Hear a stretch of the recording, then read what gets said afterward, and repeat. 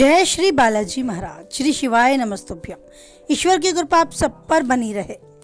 वृषभ राशि 17 जुलाई से 22 जुलाई 2024। जानते हैं क्या कुछ लिखा है समय ने वृषभ राशि से जुड़े जातकों के जीवन में 17 से 22 जुलाई 2024 के मध्य। वृष राशि से जुड़े जातकों के लिए यह समय शुभता और सौभाग्य लिए हुए है। समय की शुरुआत आपकी झोली में कोई बड़ी खुशखबरी या उपलब्धि ला सकती है। कार्य क्षेत्र में आपके सीनियर आपके कामकाज की प्रशंसा करेंगे। ये समय आपके कार्य क्षेत्र में कोई अहम भूमिका निभाने के लिए आप जिम्मेदारी लेंगे और साथ ही अपनी योग्यता दर्ज कराएंगे। आपके साथ काम करने वाले भी आपकी वाहवाही करते नहीं थकेंगे।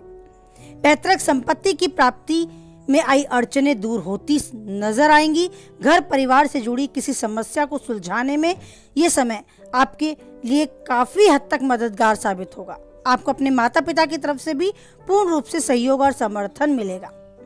किसी प्रिय व्यक्ति के घर में आगमन से खुशियों का माहौल भी रहेगा और धार्मिक व मांगलिक कार्यों में भी शामिल होने का आपको अवसर प्राप्त होगा। घरेलू महिलाओं का अधिकांश समय धार्मिक कार्यों में बीतेगा और किसी तीर्थ स्थल पर भी यात्रा के प्रबल योग होंगे। यात्रा भी सुखद होगी, लाभप्रद होगी। व्यवसाय के लिए भी ये समय बहुत ही कारगर है, बहुत लाभप्रद साबित हो सकता है अगर वो अपने कार्य पर फोकस करें, अपने व्यवसाय पर अच्छे से फोकस करें। अगर साझेदारी में आप कोई व्यवसाय अभी शुरू करने की प्लानिंग कर रहे हैं तो सोच समझकर कदम बढ़ाना होगा। सभी दस्तावेजों को अच्छे से पढ़ें और अपने साझेदार के भी कार्य व व्यवहार पर आपको नजर रखनी होगी। अगर आप पूर्ण रूप से उससे संतुष्ट हैं तभी आगे कदम बढ़ाएं। अपने व्यवसाय को विस्तार रूप देने के बारे में सोच रहे हैं तो समय आपके पक्ष में है, लेकिन आपको इसके लिए खुद से जिम्मेदारी लेनी होगी। किसी और के भरोसे का कार्य बिल्कुल भी नहीं करना है। बात करें आपके यात्रा की तो इस दौरान आप अपने व्यवसाय से संबंधित कोई यात्रा कर सकते हैं। यात्रा काफी हद तक सुखदायक होगी। आपके अच्छे अनुभवों की प्राप्ति हेतु आपके लिए लाभप्रद भी साबित होगी। परीक्षा प्रतियोगिता की तैयारी में जुटे छात्रों के लिए भी समय काफी शुभ सूचना देने वाला होगा। उच्च शिक्षा की राह में आ रही अड़चनें दूर होती नजर आएंगी। मन प्रसन्न रहेगा। बात करें आपके प्रेमी जीवन, वैवाहिक जीवन और पारिवारिक जीवन की तो ये समय आपके लिए काफी खुशनुमा साबित होगा। समय का महत्व समझें और रिश्तों का महत्व समझें। अगर आप समय रहते अपने तनावपूर्ण रिश्तों में मिठास भरना चाहते हैं तो खुद से कदम बढ़ाएं। समय काफी हद तक आपका साथ देने को तैयार है।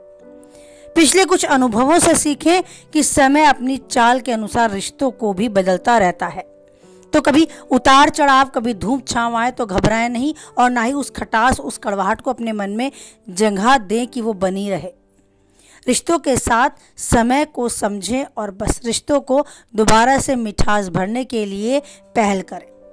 समय आपके साथ है, आपके हर तरीके से अनुकूलतम परिणाम देने के लिए आपका साथ बनाए हुए है। तो आप बस इस महत्व को समझें कि रिश्ते झुकने से, विनम्र भाव से अगर बन सकते हैं तो उसमें झुकने से कोई नुकसान नहीं है।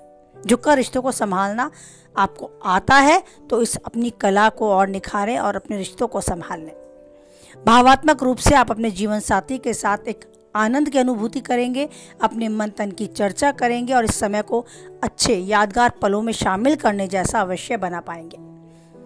आपका साथी भी आपके साथ इस समय बिताकर आनंद की अनुभूति करेगा और ये समय यादगार पलों में शामिल करने जैसा साबित होगा। बात करें प्रेमी जीवन की तो थोड़ी सी खटास, थोड़ा सा तनाव अगर रिश्तों में आपको देखने को मिल रहा है तो वो दूर होता नजर आएगा। आपके खुद के प्रयासों से रिश्तों में मिठास बढ़ती आपको नजर आएगी। कुल मिलाकर ये समय रिश्तों को मजबूत करने के लिए आपको प्रेरित करता है। बात करें आपकी सेहत की तो सेहत के प्रति जरूर सचेत रहने की आवश्यकता है। पिछली कोई बीमारी जो आपको घेरे हुए है उसके प्रति लापरवाही नहीं बरतनी है, उसके निवारण के लिए कदम उठाना होगा। नई कोई बीमारी आपको नहीं घेरेगी। आप अपने आप को सकारात्मक ऊर्जा के आवरण में पाएंगे, मन मस्तिष्क से स्वस्थ रहेंगे और जीवन में आगे बढ़ने के लिए खुद को तैयार कर पाएंगे। उन चुनौतियों का सामना करने के लिए भी अपने आप को तैयार पाएंगे। बस समय रहते उस ईश्वर के साथ स्ट्रॉन्ग कनेक्शन और बना लें तो आपके जीवन में खुशियां और बहार छा जाएंगी। केवल मंत्र जाप से, केवल धूप बत्ती से, केवल घंटों उनके सामने बैठकर उनकी पूजा अर्चना से ही ईश्वर खुश नहीं होता। अगर ये सब हम नहीं कर सकते, हमारा टाइम इतना बिजी है, इतना टाइट शेड्यूल है हमारे पास कि हम इन सब चीज़ों के लिए समय नहीं निकाल सकते, तो हमें मंत्र जाप करना होगा, एक चिंतन मनन करना होगा अपने उस व्यस्त दिनचर्या के बीच में ही।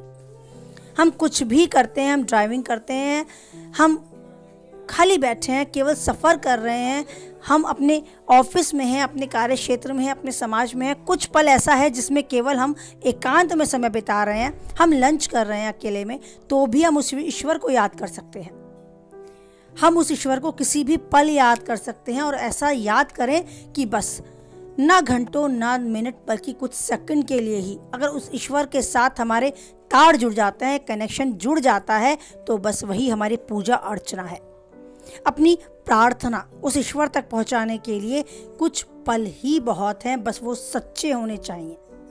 आप जिस भी परिस्थिति में हैं, जिस भी स्थिति में हैं, वहीं मन को थोड़ा सा एकाग्र करें, अभ्यास करें, उस ईश्वर का स्मरण करें, उस ईश्वर को याद करें। बस एक मन से, हृदय से उनका चिंतन करें और महसूस करें कि वो आपकी बात सुन रहे हैं, और अब आप जो कहेंगे वो आपकी सुनेंगे, समझेंगे। बस आपके मन में जो भी भाव है, जो भी आपकी लैंग्वेज है, जो भी आपके भाव हैं, उन तक पहुंचाने की कोशिश करें। धीरे धीरे अभ्यास के द्वारा आप पाएंगे कि आप बहुत जल्द एक कनेक्शन बना बैठते हैं उस ईश्वर से। शोर शराबे में भी आपका ये कनेक्शन नहीं टूटता। अब आपको एकांत में जाने की आवश्यकता नहीं होती। आप जब भी ईश्वर को प्यार से मुस्कुरा के याद करते हैं, आपको महसूस होने लगता है कि वो ईश्वर भी आपके साथ आ गया। सब कुछ छोड़ के केवल आपको ही देखे जा रहे हैं, आपको सुनने के लिए सामने हैं। बस जब ये एहसास होने लगेगा ना, आप पाएंगे कि आप जीवन में सबसे ज़्यादा धनवान है। बहुत कुछ ऐसा आपके पास है जो किसी और के पास है ही नहीं, और जो पैसे से खरीदा नहीं जा सकता। आपकी हर बाधाएं स्वतः ही दूर होती नजर आएंगी, रिश्ते बनते नजर आएंगे, और आप आनंद और सुकून की अनुभूति करेंगे। एक चैन का, सुकून का पल आप बिता पाएंगे। बस ऐसा हो जाता है तो जीवन खुशहाल, खुशनुमा हो जाता है, और हर पल उस ईश्वर का गुणगान करते चलें, उसका आशीर्वाद आपको मिलता रहेगा। और साथ ही ईश्वर का धन्यवाद करते चलें एक स्वस्थ शरीर, स्वस्थ मस्तिष्क देने के लिए। ईश्वर ने बहुत कुछ आपको ऐसा दिया है जो औरों से अलग है। बस उसे समझना, उसे गिनना, उसे याद करना बहुत ज़रूरी है। तो आप हमेशा खुश रहें, स्वस्थ रहें, मस्त रहें, जीवन के हर पल को अच्छे से जिएं, जो चाहते हैं वो पाएं, और उन्नति के शिखर तक यूं ही आगे बढ़ते जाएं। इसी कामना के साथ वाणी को विराम देते हैं। कुछ हद तक वीडियो से सहमत रहते हैं तो प्लीज़ लाइक करें, किसी के काम की बातें हैं तो उस तक शेयर करें, और पहली बार चैनल पर हैं, बने रहना चाहते हैं तो चैनल को सब्सक्राइब करें। अब बनाए रखें ईश्वर पर अटूट विश्वास, क्योंकि वही एक है जो किसी भी परिस्थिति में नहीं छोड़ेगा हमारा साथ। इसी उम्मीद, इसी आशा, इसी भरोसे को मन में धारण कर बोले हमारे साथ, जय बालाजी महाराज, जय माता दी।